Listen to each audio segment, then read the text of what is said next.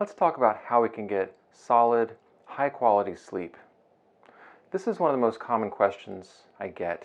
How can I sleep more soundly and get that deep, restorative, consolidated sleep? Because often when people come in for treatment for sleep problems, their sleep is all broken up. So maybe they're catching a nap at some point in the day. They lie down to go to bed at night.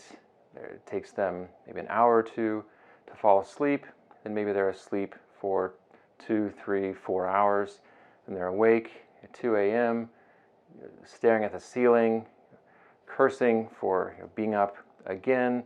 Maybe they fall back asleep and they're kind of in and out of sleep for the rest of the night. They finally get up in the morning feeling exhausted, kind of beaten up by the night.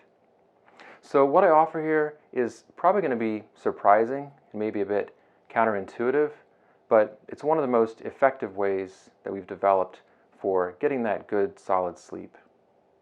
So it starts with tracking our sleep and just finding out how much are we actually sleeping on average.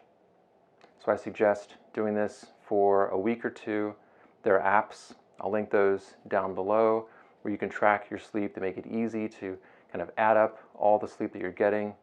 If you do it by hand, you just want to note what time you go to bed, how long it takes you to fall asleep, roughly, how many times you're up during the night, and how long those wake-ups last, and then what time you wake up for the last time in the morning, and then what time you get out of bed. So then you can add up all the actual time that you're sleeping for each day, and then for all those days, whether it's 7 days, 14 days, then just take the average. So maybe some nights you're getting 6 hours sleep, some nights you're getting 4, some nights 8. Add them all up, take the average, and then what we want to do is schedule to be in bed for that amount of time. So if I'm able to sleep on average for 6.5 hours, then I want to plan to be in bed for 6.5 hours. Because here's what often happens.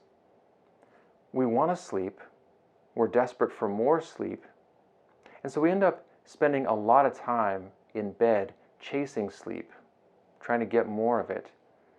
And in the process, what we do is we just spend a lot of time awake, being frustrated that we're not sleeping. I know this firsthand. I went through years of chronic insomnia.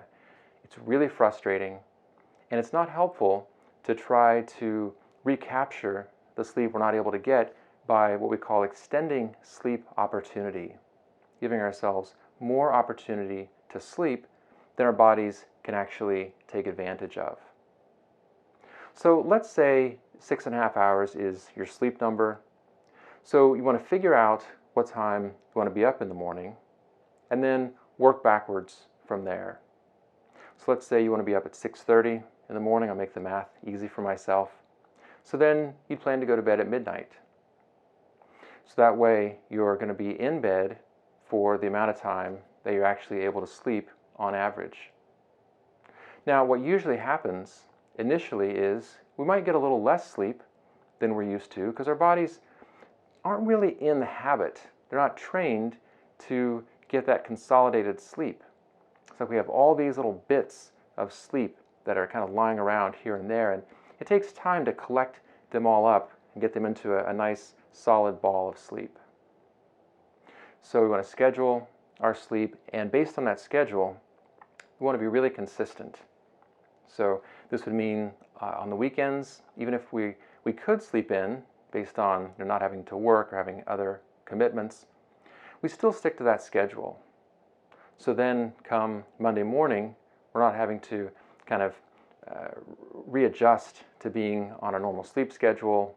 Because let's say on Sunday night, if we slept 8.5 hours, then we're probably not going to have much of a drive to sleep on Monday night, and our sleep is likely to break up again. Not a great way to start the week. Now, one final word of caution here. This is about naps. So what we're building here is a really strong drive for sleep based on our body's hunger for sleep. And that hunger for sleep builds up throughout the day the longer we've been awake. So if we've been up for our normal number of hours, based on 6.5 hours of sleep, then we're going to have a strong drive for sleep. And when we lie down, that appetite is going to support our kind of absorbing all that sleep opportunity. But if you take a nap, it's kind of like snacking.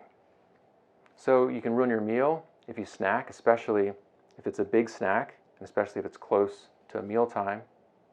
So in the same way, if you do take naps, I understand sometimes it's difficult, maybe impossible to avoid if we're just so sleepy. You want to be careful about how close it is to mealtime, or in this case, bedtime, and you want to keep it relatively small. Keep that sleep snack relatively small so you save kind of your appetite for the main event.